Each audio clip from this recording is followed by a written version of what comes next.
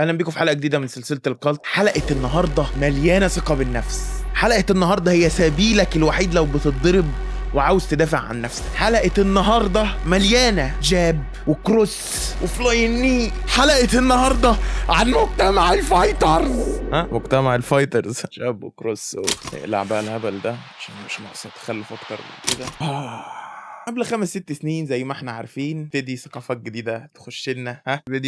الفيديو اللي فات شايفه كالت عربيات. لو ما شفتوش يبقى عيبه فيك وفي حق، تبقى انت كده ما بتحبش اخوك، عيب يا اسطى. المهم زمان على ايامي وايامك لو ابوك وامك لقوك بتتضرب في المدرسه كان حلهم الوحيد ان هم هياخدوك يودوك على النادي تلعب اي رياضه قتاليه اللي هي كانت الكاراتيه، مفيش غيرها. كاراتيه هتروح تتدرب كاراتيه وما تتكلمش كتير. تبقى الكاتا دي حاجه مستفزه جدا يا جدعان، انا بجد مش فاهم الكاتا دي، لعبه قمه في الاستفزاز. المهم هتروح تتدرب كاراتيه وما ترجعش مضروب زي كل يوم، بس يبقى الحال كما هو عليه، ترجع برضو مضروب، لان العبث ده اكيد العبث ده مش هيساعد في اي حاجه، مش هيساعد في اي حاجه. في بقى الاهالي اللي كانت مقطعه بطايقها ومخربشه كانت بتاخد الولده بتاعتها دي تروح تدربها تايكوندو. التايكوندو ده يا صاحبي، التايكوندو ده عباره عن رياضه كل ما كنت بغلي فيها كل ما هتكسب. تمسك اللي قدامك ترزعه على الارض، كسر مفاصل ظهره، يبقى اول ما يكبر تبقى انت وهو عايزين تغيروا ظهر، عايزين تغيروا عمود فقري من اللي حصل. اصل تخيل كده بتمسك عيل وانتوا لسه صغيرين تهبدوا على الارض كل شويه، طبيعي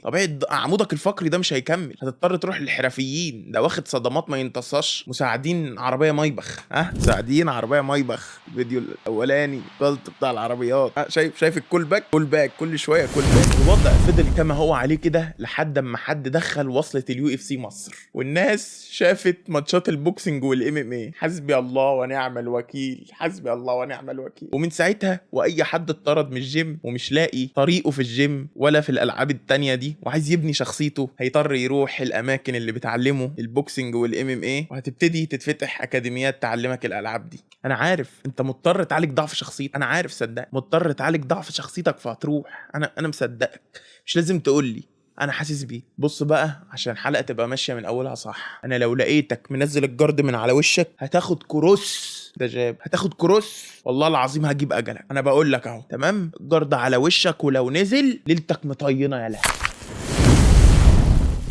هتروح في اي اكاديميه او مكان عشان تمارس العبط ده، هتخش المكان هتفاجئ ان اللي بيفتح المروحه روحه ملعونه هناك ومهدد بالقتل. لو حد شافك بتفتح المروحه هتتقتل يا معلم، ما تعملش كده، ما تغلطش. هتلاقي ناس عماله تلطش في بعض ومكان مليان عرق وكمكمه وناس راكبه فوق بعض وحاجه خرا. انت دفعت الاشتراك، انا عارف دفعت الاشتراك اللي ممكن يوصل 1000 جنيه في الشهر. انا حاسس بيك بس انت حاسس ان انت هتبقى بطل اولمبي.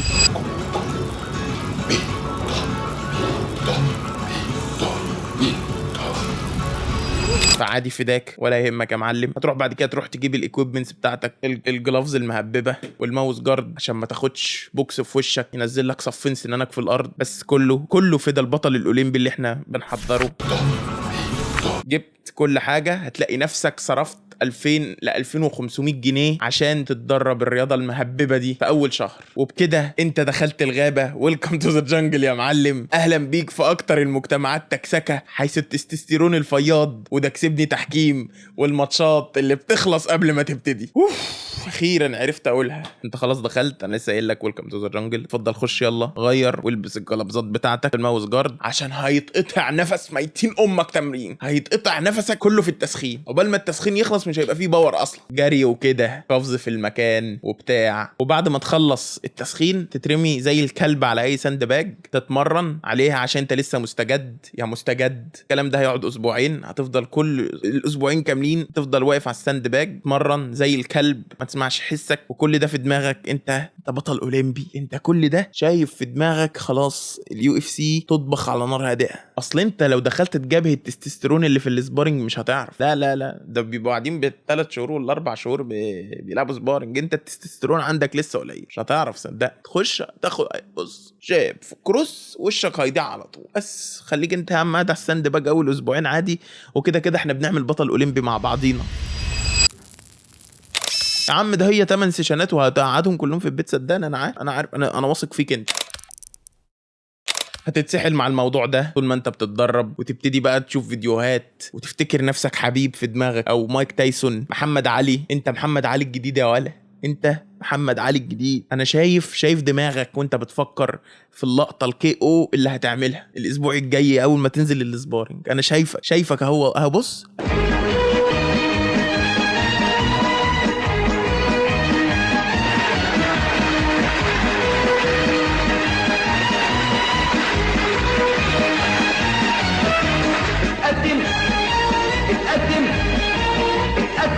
اتقدم وكفايه خلاص تتندم. اول اسبوعين عدوا خلاص وخلصت التمرين على الساند باج، عرفت ازاي تدي جاب وكروس، بس انت لسه بتديهم غلط برضه، وعرفت ازاي تدي هوب. وبعد كده كابتن قال لك انزل بارنج مع الرجاله اللي التستوستيرون بتاعها مرمي على الارض كده. انت انا شايفك ولا انت فيديوهات محمد علي ومايك تايسون يلا في دماغك، يلا حبيب واسلام كلهم هنا. انا شايفك يلا هتخش الكابتن هيقول لك تلعب بربع الباور، ركز هتلعب بربع الباور. بس انت بقالك اسبوعين مستني الكيو، مستني النوك اوت اللي هتعملها، بتخش وللاسف بتعمل الغلطه اللي كله بيعملها وبتلعب بباور. فاللي قدامك طبيعي هيمسكك وياخدك علقه بنت حرام، علقه بنت حرام ما خدهاش حمار في مطلع. فتحت الجارد ها تبتدي دورة حياة الفايتر عادي، تروح تمرينك كل اسبوع، تبتدي يجيلك جنون العظمه على، وتروح تحكي على اللي حصل لك وانت بتتمسك في التمرين، تتعزق تتزعق علقه بنت حرام، كل علقه اوسخ من اللي قبلها. شوف مش هتتعتق يالا، هتاخد ضرب لحد اما تقول يا بس. وبتبتدي شخصيتك تتلغي والكونتنت اللي في حياتك يتلغي خالص، حتى الالجوريزم بيفهم الكلام ده وبيبتدي يصدر لك ريلز وتيك توكس وفيديوهات فايتنج بقى، سواء MMA او بوكسنج ولا تايكوندوس ولا الحاجات الغريبه اللي انتوا بتلعبوها دي. وممكن الحاله تتفاقم وتوصل بيك انك تغير اسمك على السوشيال ميديا لاي حاجه ليها علاقه باللعبه، سمير دوت فايتر، مش عارفه ايه دوت MMA، مش عارفه بوكسنج، مش عارفه ايه دوت كي او. بص شخصيتك هتتلغي. انت لا بوكسنج MMA يلا، انت محدود في الحته دي، ما عندكش كونتنت غير كده. وتبتدي لو الحالة تفاقمت خالص تبتدي تحفظ اسامي اللعيبة الاجانب اللي اساميهم صعبة جدا، تحفظ اساميهم الثنائية وتاريخهم وتاريخ حياتهم واني ماتش ضرب ده ومش عارف ايه. تبتدي ينزل عندك ميموري كده زي الليمبي 8 جيجا للماتشات، وتبتدي تسمع اسامي اللعيبة دي زي العيال اللي بيسمعوا كيبوب هم بيسمعوا اسامي العيال بتوع BTS دول. انا بحبك يا اسلام انت وحبيب، وبجد بجد بجد انا مش هعرف انطق اساميكوا الثنائيه والله العظيم، بجد والله ما اعرفش. المرحله اللي جايه دي بجد الناس اللي بيعملوا كده بيصعبوا عليا، لان الحاله بتكون تفاقمت لابعد الحدود. يبتدي الشخص يمارس بعض الحركات اللا اراديه التي تسمى بالشادو بوكسنج في اماكن عامه. بجد انا محرج لك جدا جدا، محرج لك جدا يا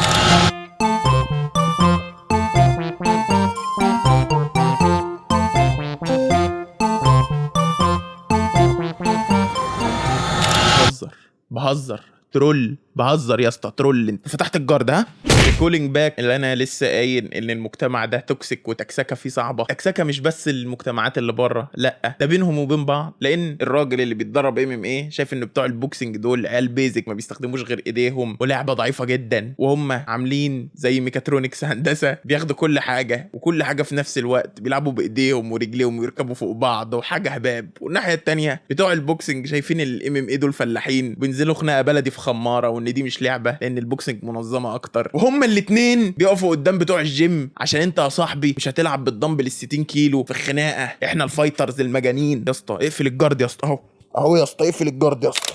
تفضل قاعد تتضرب ببلاش كده؟ قول لي بس انت هتفضل قاعد تتضرب ببلاش كده؟ حتى حماده هلال في حلم العمر كان بياخد وجبه عشان الراجل بيتدرب عليه، كان السبارينج بارتنر بتاعه هيدوا له وجبه. انت هتفضل قاعد تتضرب ببلاش ايه ده؟ انت بتدفع اشتراكات كمان. يبتدي قانون العظمه ياخدك وتقول انا عايز اشارك في بطولات اهو منها تتشهر بين الناس، او لو انت فعلا تالنتد شخص موهوب، وفي يعني في مصر كتير قوي من الناس دي ناس موهوبه فعلا، تبتدي تشارك في بطولات جامده وتتشهر وتسافر بره وتبقى فعلا يعني راجل جامد في المجال. المهم بتبتدي تلعب بطولات على مستوى مركز شباب الحطابه عادي، لان الرياضات في مصر ما بتجيبش فلوس، هي الكوره وغير كده الباقي كله هلك. عشان تجيب فلوس في رياضه لازم تطلع بره، خصوصا لو كانت الرياضات القتاليه دي. يعني بره في امريكا والكلام ده والاتحادات الاجنبيه ناس بياخدوا ملايين على الماتشات. احنا هنا الدنيا يعني صباح الفل، صباح الفل يا معلم، كل سنه وانت طيب. انا كده رضيت تستوستيرونك خلاص، عشان انا بعد كده هخبط، انا مش هيهمني، هقفل الجارد وبجد بجد محدش هيعرف يعمل لي حاجه. بهزر يا اسطى، بهزر. تبتدي تخش البطولات وتبتدي مرحله المؤتمرات او الشو اوف. لو عايز تعرف ايه الشو اوف، دول بيبقوا عباره عن اتنين واقفين قدام بعض زي اسدين قصر النيل، بيبصوا لبعض نظرات غير مبرره بالمره، بجد بصات مريبه. ودايما بيبقى في واحد عنده ايجو مرعب وعمال يتريق ويتكلم ويضحك وكده، والتاني بيبقى هادي ومش همه، ويبتدوا يعملوا تراش توكينج هما الاتنين على بعض. بجد يا اسطى انا لو شفتك جوه بجد انا ههدك، انا لو شفتك جوه انا هدمدمك يا اسطى. انت بجد مش هد اللي هيحصل. انا مش شايف حد في مصر يعرف يلعب قدامي في اي حاجه عامه. انا عاوز العبك، اصلا انا لو شفتك جوه مش هخلي فيك حته سليمه والله يا اسطى.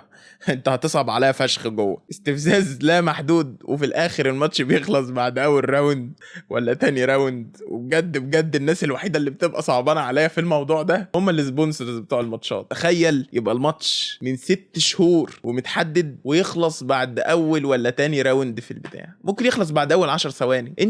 انت كسبونسر حاسس بايه؟ والله العظيم صعبانين عليا. اصل بص الرعاه بتوع ماتشات الكوره، ماتش بيقعد ساعتين، يعني ساعتين البانر بتاعك متعلق موجود عليه الخرا اللي انت بتعلن عنه، ده 10 ثواني مفيش. بجد والله العظيم بيصعبوا عليا. بس خلي بالك يعني، خلي بالك، هي الرياضات دي مفيده برضه، بتطلع كميه غضب وانجر مش طبيعي. يعني انت بتتدرب كده تحس ان انت بتفضي الطاقه السلبيه. يعني هي الصراحه مفيده، بس انا ضد اي افوره في اي حاجه. يعني بجد الافوره دي بتستفزني جدا جدا والله العظيم. يعني عادي يا جدعان ما تاخدوش الدنيا بجد كده، يعني احنا بنلعب رياضه عادي. لسه اخواتكم بتوع الجيم الفيديو الجاي اهو، مش هسيب فيهم حد. انت لو وصلت لحد هنا يبقى انت اكيد مغوار واشوس وجواد وجلاد وكفو واكيد دوست سبسكرايب يا اسطى، عشان اكيد مش هتقعد لحد هنا وانا بتكلم اهو واكيد مش عامل سبسكرايب. اصل انت كده تبقى بيكس قوي يا اسطى ومحتاج تتعالج.